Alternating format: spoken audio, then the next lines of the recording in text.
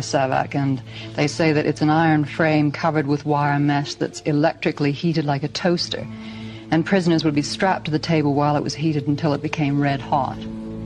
Do you have any comment to make on that? I mean, it's a terrifying allegation. Is it really something that you will ask in a television interview from a responsible man like me?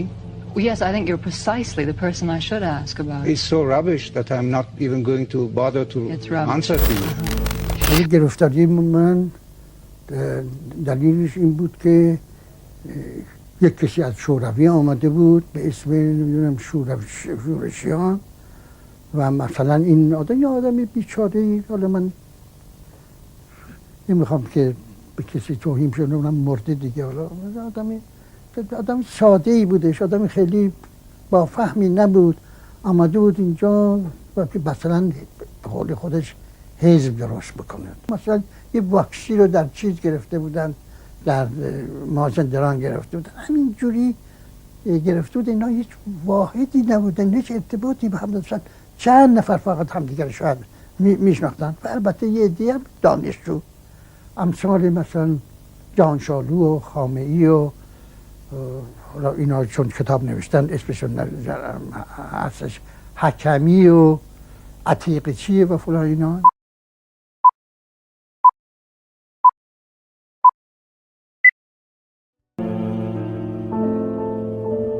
من یک ساواکی هستم.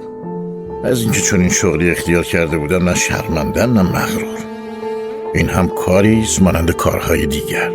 مگر کارمندان وزارت دارایی همه دزدند و یا کسانی که در دادگاه ها دست مردم را با گناه یا بیگناه به زندان میفرستند یا به پایه‌دار همهشان آدم کشند؟ تنها در یک اداره دولتی کار کردن جرم نیست. مگر می شود در کشوری بی نگهبانی زندگی کرد؟ مگر در کشور آزاد آمریکا CIA وجود ندارد؟ در انگلستان اینتلیجنس سرویس نیست؟ در فرانسه رکن دوم و در روسیه KGB؟ همه جا هست، بایدم باشد. امروز هم اگر پایش بیفتد حاضرم برای هر کس که باشد کار کنم. خوبی یا بدی شغلی بسته به وابستگی های آن است. آری، من رشوه گرفتم. مگر در شهربانی و دادگستری رشوه گیری رواج ندارد؟ در دادگستری و ارتش هم هست. چرا در سازمان امنیت و اطلاعات کشور نباشد؟ اما من کسی رو شکنجه نکردم، احدی رو نکشتم. سببش این است که عرضه نداشتم. اما دیدم که خرابکاران را زجر دادن. بماند، من خیلی چیزها دیدم، خیلی چیزها میدانم. تا دیروز نمیتوانستم بگویم و بنویسم، نمیتوانستم به دیگران آنچه فکر کردم و احساس بروز دهم. اما حالا مثلا آزادم، دهان بندان نیست. در کشوری که من دارم جان میکنم اقلا این اختیار را دارم آنچه سالها در دل نگاه داشتم روی کاغذ بیاورم. هیچ شرمی ندارم. کارهای بدی هم که کردم میگویم. قصدم این است آنچه درباره دیگران مینویسم قابل قبول باشد. حالا که من دارم خودم رو خراب میکنم چرا آبروی دیگران رو نریزم؟ این بند ابتدایی کتاب موریانه از بزرگ علویه. کتابی پرطرفدار اما جنجالی. این کتاب صرفاً یک داستان رو برای شما تعریف نمیکنه. قراره کم کم شما رو وارد ذهن آدم‌هایی کنه که بین ترس، قدرت، عشق، سیاست و خیانت گرفتار شدن. اما سوال اصلی اینه که چرا بزرگ علوی اسم این اثر رو موریانه گذاشته؟ موریانه یک موجود کوچکه که شاید در نگاه اول چندان مهم به نظر نمیرسه، اما میتونه چیزی رو از درون بخوره بدون اینکه از بیرون چیزی دیده بشه. و شاید همین استعاره‌ای باشه که در تمام داستان آرام آرام پیش میره. در این کتاب هم مثل اکثر آثار علوی فقط به یک روایت یا ماجرای شخصی نمیپردازه، بلکه فضای اجتماعی و سیاسی زمانه رو هم وارد داستان میکنه. داستان از فضای نسبتاً رازآلود شروع میشه و ما رو با شخصیت‌هایی روبرو میکنه که هر کدوم گذشته، انگیزه و رازهای خودشونو داشتن.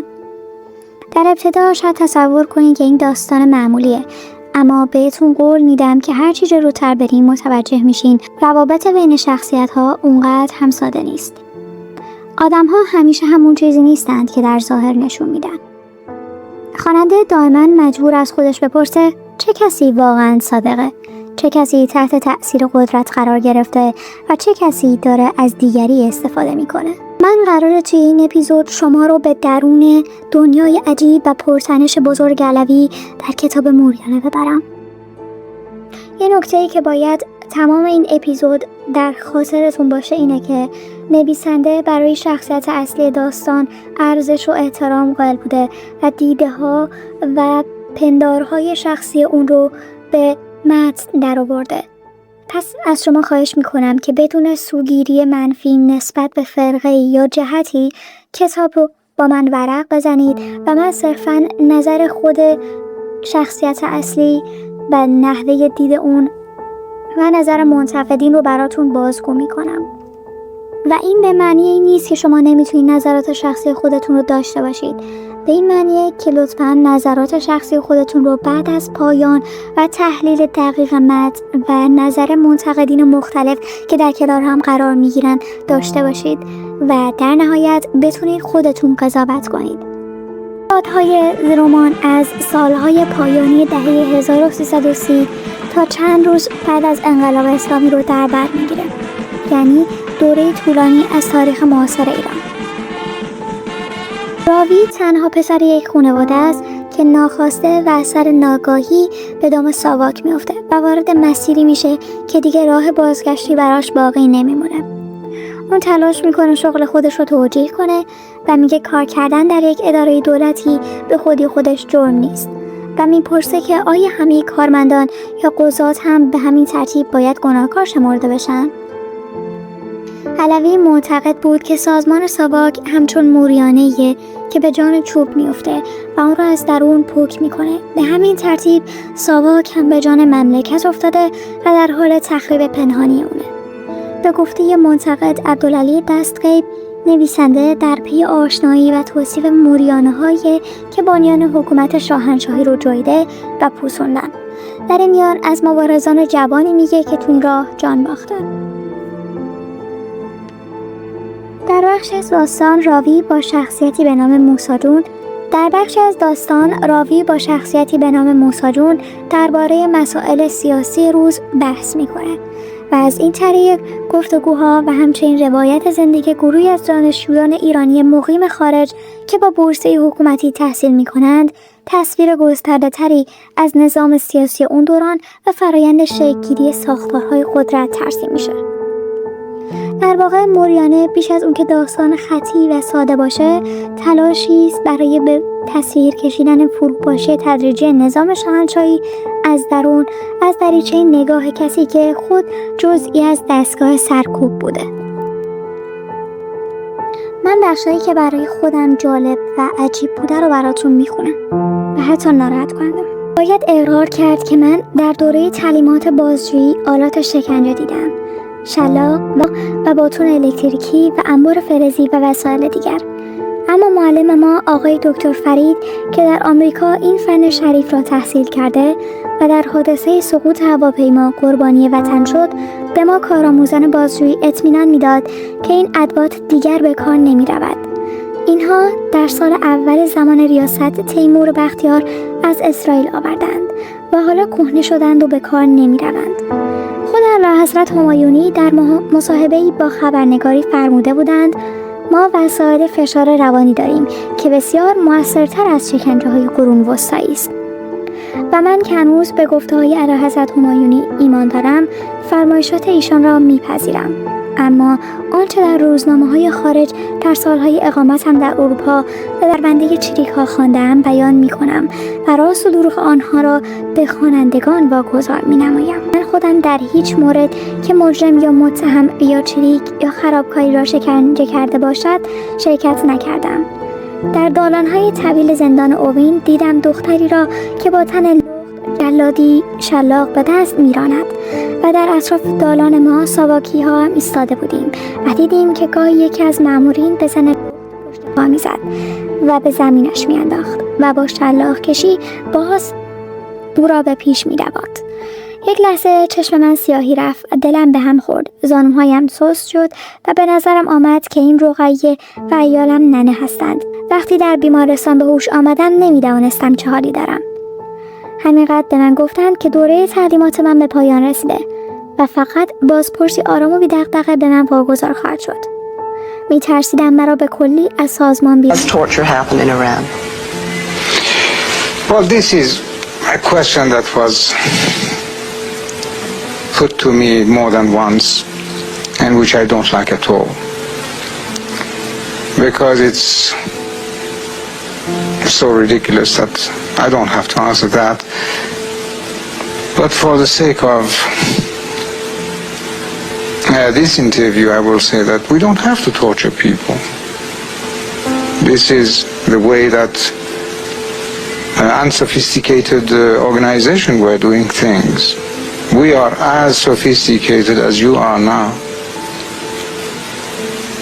Sophisticated in methods of interrogation. Yes.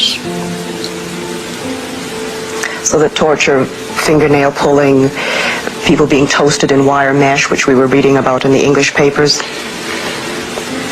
English papers, there is one paper, and I find this disgusting.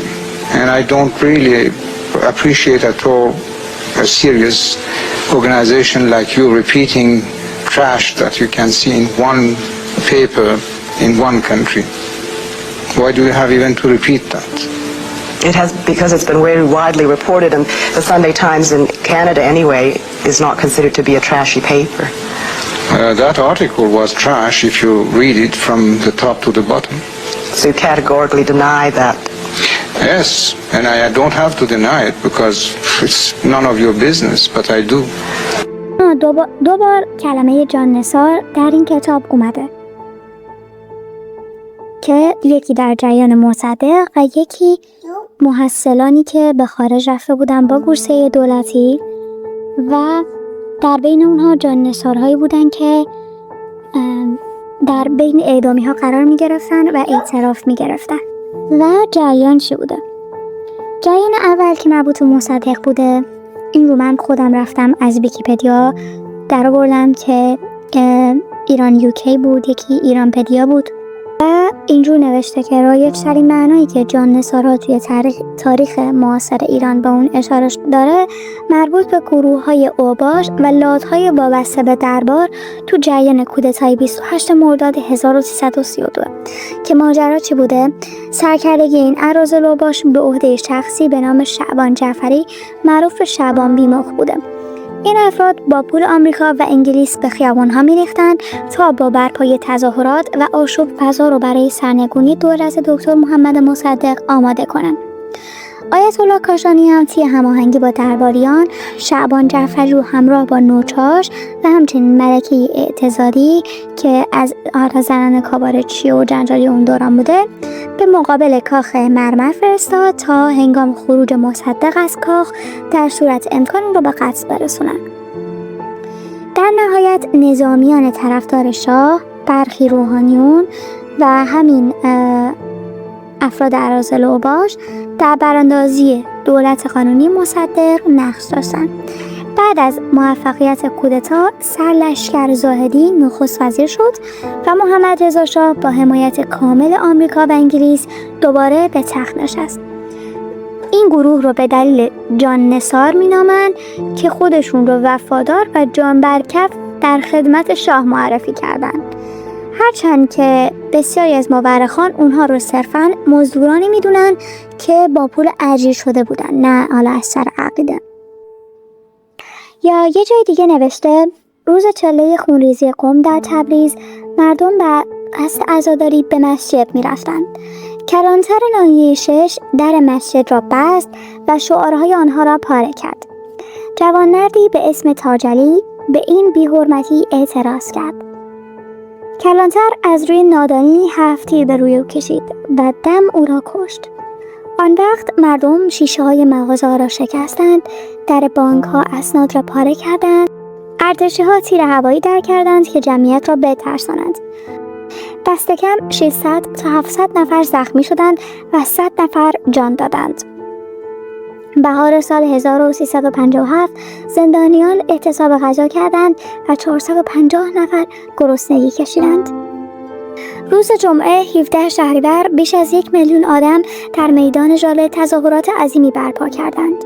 تیمسار سرلشکر که تصور می‌کرد با یک پرش به ریاست سازمان امنیت و اطلاعات کشور می‌جهد، افسار گسیخته دستور تیراندازی به مردم داد و قریب 4000 نفر را به خون کشاند. این روز را جمعه سیاه نامیدند. شخصیت اصلی کتاب موریانه و یعنی همون شخصی که در خاطرات رو بیان میکنه، اسم اصلیش هیچ وقت در کتاب نیومده و طوری جلوه داده شده که انگاری خودش نخواسته که اسمش باشه، نه اینکه بزرگ علوی نخواد. این پسری بوده که کار نداشته و خیلی اتفاقی با ساواک آشنا میشه و توی یک محله مذهبی رشد کرده بوده با خانواده مذهبی و به خاطر اینکه جملاتی از کتاب‌ها حفظ بوده و قدرت بیان خوبی داشته، اون رو میفرستند دانشگاه تا بین دانشجویان باشه و بتونه تجمعات را بندازه اونجا که افرادی رو که مخالف محمد رضا پهلوی هستن رو پیدا کنه و همینجوری کارش میگیره و به مراتب بالا میرسه، حتی به جایی میرسه که با محمد رضا پهلوی دیدار میکنه. مورد بعدی و آخر درباره کتاب که خیلی هم درباره‌اش صحبت شده، شباهت متنی سریال تاسیان به کارگردانی تینا پاکروان و رمان موریانه بزرگ علوی که هر دو داستان جوانی رو در سالهای منتهی به انقلاب اسلامی روایت میکنن که ناخواسته با نهاد امنیتی ساواک گره میخورن. هر دو اثر شخصیت اصلی از طریق روابط دوستانه وارد این سازمان مخوف میشن و بستر دراماتیک داستان بر پایه تضاد میان عشق، وظیفه شناسی و فروپاشی روحی شکل میگیره. شباهت هایی که دارن اینجوریه که به عنوان مثال بستر تاریخشون مثل همه. وقایع محوری هر دو اثر توی سالهای پایانی حکومت پهلوی که دهه 50 شمسی جریان داره. شخصیت پردازیاشون مثل همه. حضور جوانی که از جای ناچاری، عشق یا به واسطه روابط نزدیک سر از ساختار امنیتی و سرکوبگر ساواک در میاره. و همجور شباهت کشمکش‌های درونیشون، یعنی درگیر شدن قهرمان داستان میان احساسات انسانی، عشق و رفاقت و خشک دستی دستگاه امنیتی و نگاه تاریخشون و تلاش برای به تصویر کشیدن فضا در اون روزگار. همه این شباهت‌ها باعث شده که صدای منتقدین در بیاد و پشت اتهامشون رو به خانم تینا پاکروان باشه.